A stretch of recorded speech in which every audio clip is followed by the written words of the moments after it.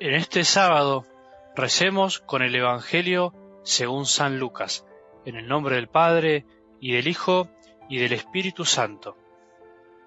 Mientras todos se admiraban por las cosas que hacía, Jesús dijo a sus discípulos: «Escuchen bien esto que les digo. El Hijo del Hombre va a ser entregado en manos de los hombres». Pero ellos no entendían estas palabras, su sentido les estaba velado de manera que no podían comprenderlas, y temían interrogar a Jesús acerca de esto. Palabra del Señor. Queridos hermanos y hermanas, continuando la meditación de ayer, vemos hoy que San Lucas, en la lectura que acabamos de escuchar, nos refiere que mientras todos estaban admirados de las cosas que hacía, Jesús vuelve a revelar a los discípulos la cruz que le espera. Es el segundo anuncio de la pasión. El contraste es fuerte. Por un lado, la gente vibra y admira todo lo que Jesús decía y hacía. Jesús parece corresponder a todo aquello que la gente sueña, cree y espera. Por otro lado, la afirmación de que Jesús será preso y que será entregado en manos de los hombres. Es decir, la opinión de las autoridades sobre Jesús es totalmente contraria a la opinión de la gente. Y sobre todo lo que debe importar a los discípulos no es la gloria del Maestro, sino que el Hijo del Hombre va a ser entregado en manos de los hombres.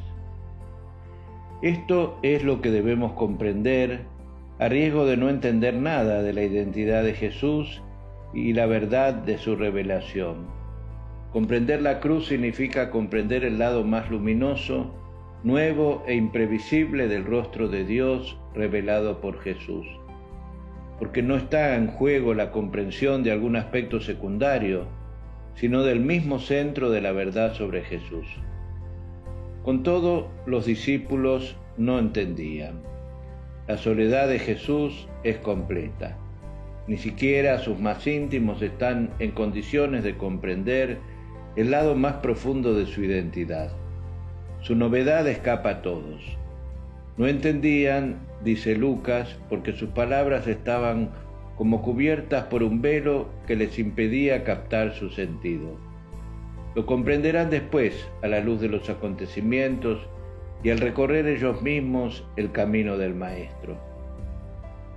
Pero ahora, dice el texto, no comprendían y tenían miedo de interrogar a Jesús.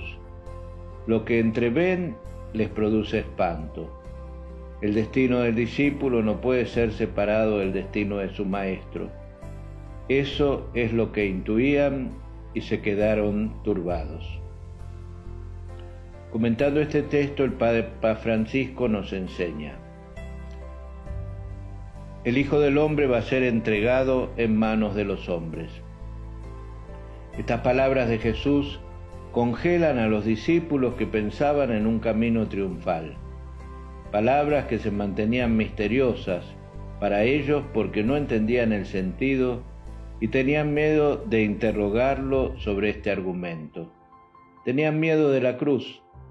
El mismo Pedro, después de esta confesión solemne en la región de Cesarea de Filipo, cuando Jesús dice otra vez: «Esto reprenderá al Señor».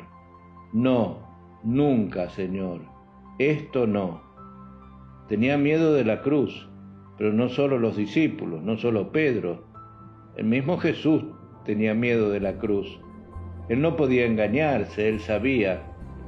Tanto era el miedo de Jesús que esa tarde del jueves sudó sangre. Tanto era el miedo de Jesús que casi dijo lo mismo que Pedro. Casi: «Padre, aparta de mí este cáliz, pero que se haga tu voluntad». Y esta era la diferencia. La cruz nos da miedo también en la obra de la evangelización, pero está la regla que el discípulo no es más grande que el Maestro. Está la regla que no hay redención sin la efusión de la sangre. No hay obra apostólica fecunda sin la cruz. Hasta aquí el Papa Francisco.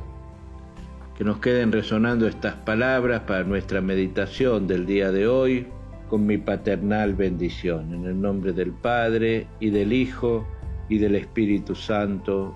Amén.